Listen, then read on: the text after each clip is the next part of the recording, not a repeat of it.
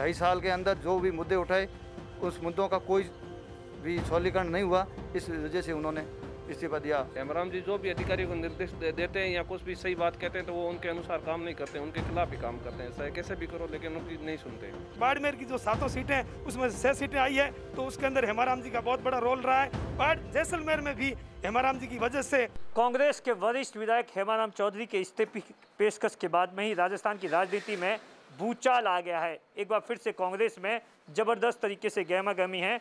कल जब से इस्तीफा दिया है उसके बाद से ही लगातार हेमाराम चौधरी के बाड़मेर निवास पर गुड़ामलानी से जो उनके समर्थक है, प्रधान है, सरपंच है और बाकी जो उनके नेता है वो लगातार मुलाकात कर रहे हैं, उनसे बातचीत कर रहे हैं।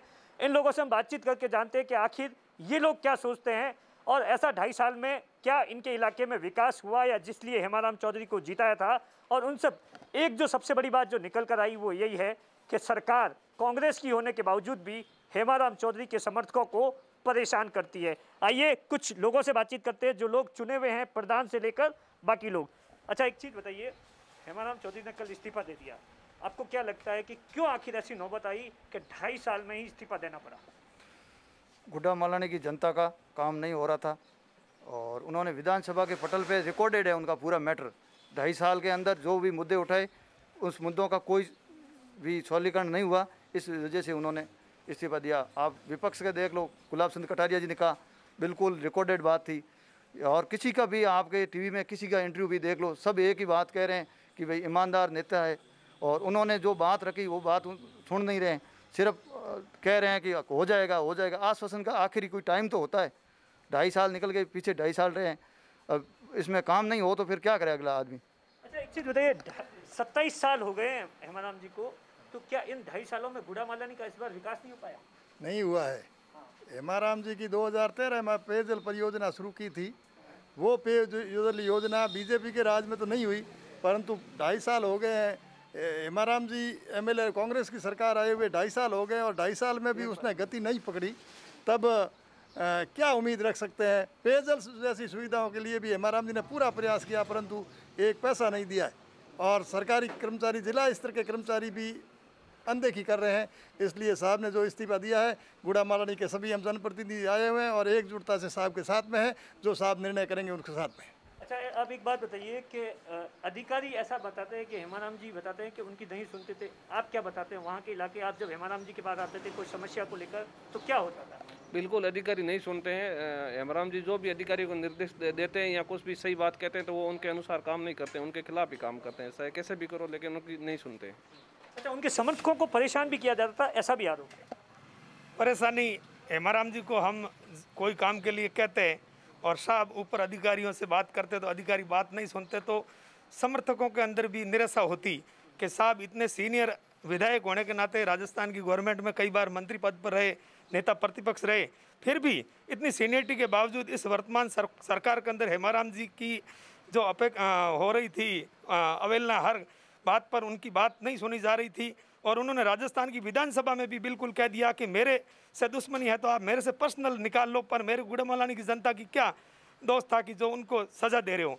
तो इसी बात को लेकर हेमाराम जी पिछले काफ़ी लंबे समय से व्यतीत थे और उनको सबसे पहला जो उन्होंने चुनाव के अंदर जो उनकी महत्वाकांक्षा थी कि गुड़ामलानी का विकास हो, गुड़ामलानी के अंदर पेयजल की जो समस्या है उसको मैं पूरी तरह से ख़त्म कर सकूं, इसी मुद्दे पे उन्होंने इस बार चुनाव लड़ा था और वो मुद्दा, और उसमें भी राजस्थान की विधानसभा में वो सीनियर विधायक थे और गुड़ामलानी की जनता ने बाड़मेर के अंदर किस प्रकार तो हेमाराम जी ने जब चुनाव लड़ा तब पश्चिमी राजस्थान के अंदर जो माहौल बना और बाड़मेर की जो 7 सीटें उसमें 6 सीटें आई है, तो उसके अंदर हेमाराम जी का बहुत बड़ा रोल रहा है। और जैसलमेर में भी हेमाराम जी की वजह से काफ़ी कांग्रेस पार्टी को फायदा हुआ। मतलब पश्चिमी राजस्थान में हेमाराम चौधरी एक बड़े कांग्रेसी नेता माने जाते हैं, क्योंकि आप सोचिए कि 6 बार एमएलए चुनना अपने आप में बहुत बड़ी बात है। अच्छा, अब तो हेमाराम चौधरी साहब के साथ में कई सालों से हैं, तो इस बार क्या देखा 2.5 सालों में? क्या मैं तो साहब आज 50 साल हूँ, मैं सरपंच भी रहे हो और उप प्रधान भी रहे हो, अब वर्तमान में भी प्रधान के पद पर प्रतिनिधि हूँ। हेमाराम जी का जो कुछ भी काम हमारे कहते उसको फटाफट हो जाता था और हमारे कांग्रेस के वरिष्ठ नेता थे। हम गुड़ामलानी से आज दिन तक एक बार कांग्रेस की सीट गई, बाकी कंटिन्यूस कांग्रेस जीतती आई और हमको बड़ा गर्व था कि हमारे हेमाराम जीते तो हमारा गुड़ामलानी का विकास होगा। मगर 2.5 साल में नील है, कोई काम नहीं हो रहा है। और कहने पर के वो काम को टरका देते हैं और हम भटकते फिरते हैं। हमारे पीछे सरपंच है, गांव के लोग हैं, वो बड़े दुखी हैं। कोई काम नहीं हो, सड़क का काम नहीं होता है, पंचायत का काम नहीं होता है, बिजली का पानी का काम नहीं होता, कोई भी सब पावरफुल है उनके पास ही है और इनका काम होता नहीं है। जब ये नाराज होकर के इस्तीफा देने को मजबूर हो गए हैं और हम उनको मनाने के लिए कोशिश कर रहे हैं मगर मामला मन नहीं रहा है। अच्छा, एक चीज़ बताइए कि 2.5 सालों में विकास नहीं हुआ, ठीक है, आप हेमाराम जी से मिलते थे तो हेमाराम जी आपको क्या बात बताते हैं? अभी भी आपने मुलाकात की, वो कितने दुखी है?